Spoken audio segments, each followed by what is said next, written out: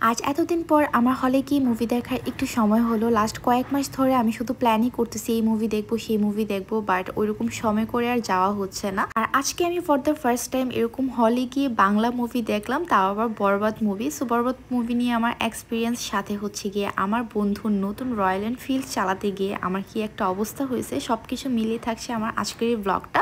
So আশা করছি আজকের এই ব্লগটা আপনাদের কাছে অনেক বেশি ভালো লাগবে। হ্যালো ভিউয়ার্স, আসসালামু আলাইকুম, welcome back to my channel BD blogger Purna. I hope আপনারা সবাই খুব ভালো আছেন, আমি আলহামদুলিল্লাহ ভালো আছি। সো অ্যাজ ইউজুয়াল তো ব্লগটা আমার সকালবেলা শুরু করা হয়, বাট আজকের ব্লগটা আমি শুরু করেছি বিকালবেলা থেকে। তো গতকাল বেসিক্যালি আমার বেশ কিছু জামা কাপড় ওয়াশ করা হয়েছে, পরে সময় সুযোগ করে এগুলো আমি এক একটা জায়গায় এক একটা সুন্দর করে গুছায় রেখে দিব। আপাতত হচ্ছে ভাঁজ করে ডিভানটার উপর রেখে দিচ্ছিলাম আর কি। সো কাপড় চোপড় ওয়াশ করে সেটা এনে ভাঁজ করা ব্যাপারটা পর্যন্ত ঠিকঠাক আছে, বাট তারপর যে মানে এক একটা জায়গায় এক একটা গুছায় রাখার যে ব্যাপারটা, এটা খুবই বিরক্তিকর। যাই হোক, আমার টুকটাক কাজগুলো শেষ করে আমি বিকালবেলা একটু চা বানিয়ে নিচ্ছিলাম, কারণ আমার চায়ের প্রচন্ড ক্রেভিংস হচ্ছিল। লাস্ট কয়েকদিন ধরে হচ্ছে আমার কফিটাই বেশি খাওয়া হচ্ছে। সো এক পাশে চা বানাতে বানাতে আমি আরেক পাশে হচ্ছে গিয়ে কয়েকটা ফ্রোজেন আইটেম ভেজে নিয়েছি। আমার কাছে না চায়ের সাথে এই টাইপের ফ্রোজেন আইটেমগুলো খেতে খুবই ভালো লাগে, যদিও বেশি খাওয়া যায় না, দুই একটা খাওয়ার পরে কিন্তু পেট ভরে যায়। সো এখন হচ্ছে গিয়ে আমি আমার বিকালে নাস্তাটা করব। আর আমি যখনই হলে গিয়ে মুভি দেখি না কেন, তখনই হচ্ছে গিয়ে সন্ধ্যার স্লটটাই নেই, 6:30 বা 7:30টার যে স্লটটা থাকে সেই স্লটটা নেই, কারণ হচ্ছে গিয়ে তাড়াহুড়া করতে হয় না, অলসো জ্যামও তেমন একটা পোহাতে হয় না।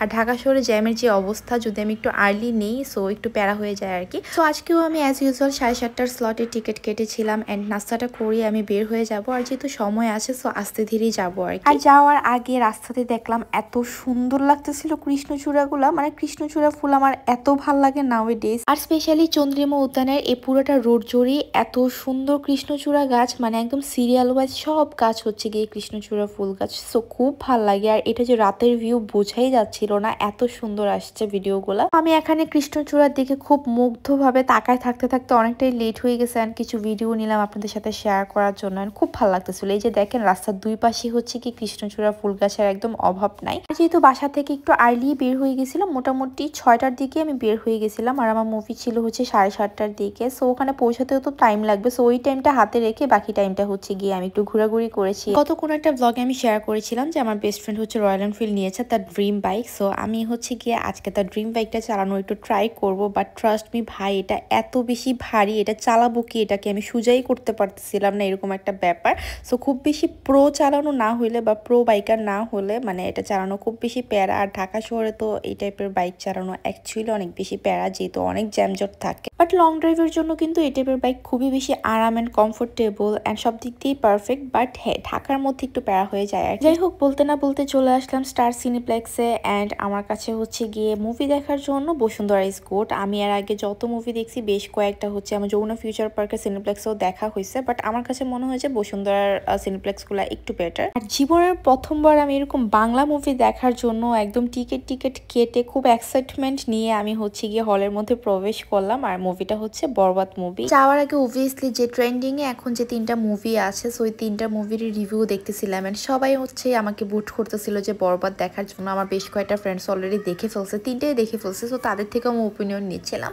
এন্ড সবাই বললো যে হ্যাঁ, বরবাদটা সবার ফার্স্ট র্যাঙ্কিং এ আছে, এটা দেখতে পারিস। তো সবার কথা ইনসিস্ট হয়ে চলে আসলাম গাইস শাকিব খানের মুভি দেখতে। To be very honest, I am not big fan of Shakib Khan, but হ্যাঁ, এটা হচ্ছে গিয়ে দেখে ভালোই লাগছে। এন্ড আমার কাছে মনে হয়েছে যে বাংলা মুভি আগের থেকে অনেক অনেক অনেক বেশি ইমপ্রুভ করছে, অ্যান্ড সব দিক থেকে আমার কাছে ভালোই লেগেছে, নট ব্যাড। কিছু কিছু জিনিস একটু অবাস্তবিক মনে হয়েছে, অ্যান্ড স্বাভাবিক, এটা থাকবেই, বাংলা মুভি আর অবাস্তবিক কিছু থাকবে না, সেটা তো হতেই পারে না। সো সব কিছু ওভারঅল মিলিয়ে আমার কাছে খারাপ লাগে নাই, ভালোই লাগছে। সো আপনারা কে কে এই মুভিটা দেখেছেন আর কার কেমন লেগেছে অবশ্যই কমেন্ট করে জানাবেন, ঠিক আছে?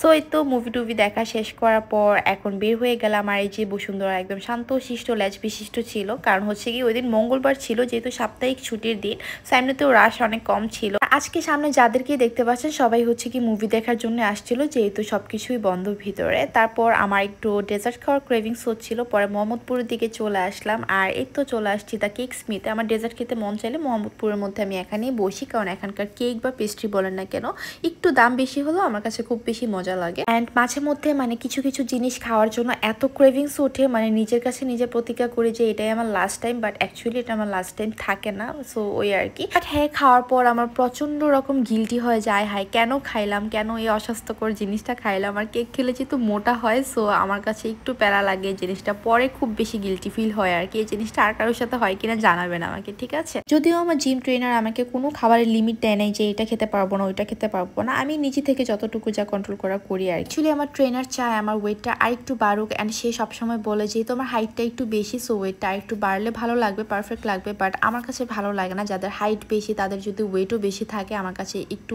এজি এজি মনে হয়। অ্যান্ড একটু যদি কন্ট্রোলে থাকা যায় তাহলে ভালো লাগে আর কি। আর আমি যেহেতু ওয়েস্টার্ন পরি, তো ওয়েস্টার্ন ফিটের সাথে কিন্তু স্লিম বডিটাই ভালো লাগে, আদারওয়াইজ আমার কাছে পার্সোনালি ভালো লাগে না আর কি। আমি জাস্ট আমার নিজের ওপিনিয়ন বলতেছি, সেই জন্য আমি সবসময় কন্ট্রোলে থাকার ট্রাই করি। বাট ওই যে হয় না, এই যে দেখলেন এখন একটা আস্ত কেক খেয়ে ফেললাম, এই হচ্ছে আমার অবস্থা। বাট হ্যাঁ, আমি যেমন খাই তেমন আবার ব্যায়াম ট্যায়াম করে মেনটেন করার ট্রাই করি, এই হচ্ছে আমার সিক্রেট। আপনারা অনেকেই জানতে চান, সো আমি আজকে বলে দিলাম। তারপর রাতের বেলা আমার একটু হ্যাপেনিং প্লেসে যেতে ইচ্ছে করতেছিল, বাট যেহেতু রাত হয়ে গেছিল কোনো জায়গাতেই মানে খুব বেশি একটা হ্যাপেনিং ছিল না, ধানমন্ডির দিকে সবকিছু একদম সাউন্ড স্লিপ হয়ে গেছিল, তাই চলে গেলাম সংসদের সামনে। যদি রাতের বেলা একটু হ্যাপেনিং প্লেসে আপনারা যেতে চান তাহলে সংসদের সামনে যেতে পারেন। আমি যে সবসময় যাই ব্যাপারটা এরকম না, বাট আজকে খুব ইচ্ছে করতেছিল একটু হ্যাপেনিং প্লেসে যাইতে। তখন মোটামুটি 10:30টার উপর বাজে, অ্যান্ড দেখেন যে কত বেশি রাশ ছিল মানুষের।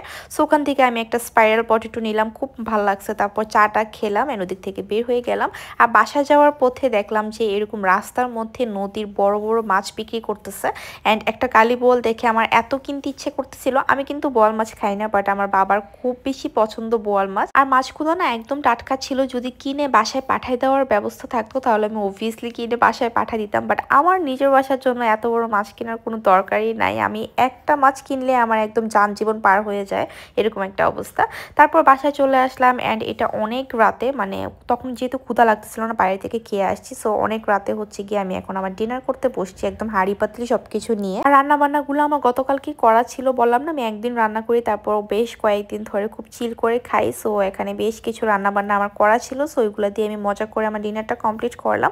যাই হোক, আমার আজকের এই ছোট ব্লগটা আপনাদের কাছে কেমন লেগেছে কমেন্ট করে জানাবেন। ভালো লাগলে ফ্রেন্ডস এন্ড ফ্যামিলির সাথে শেয়ার করে চ্যানেলটাকে সাবস্ক্রাইব করে দিবেন। আজকের মতো এখানেই বিদায় নিচ্ছি, আল্লাহ হাফিজ।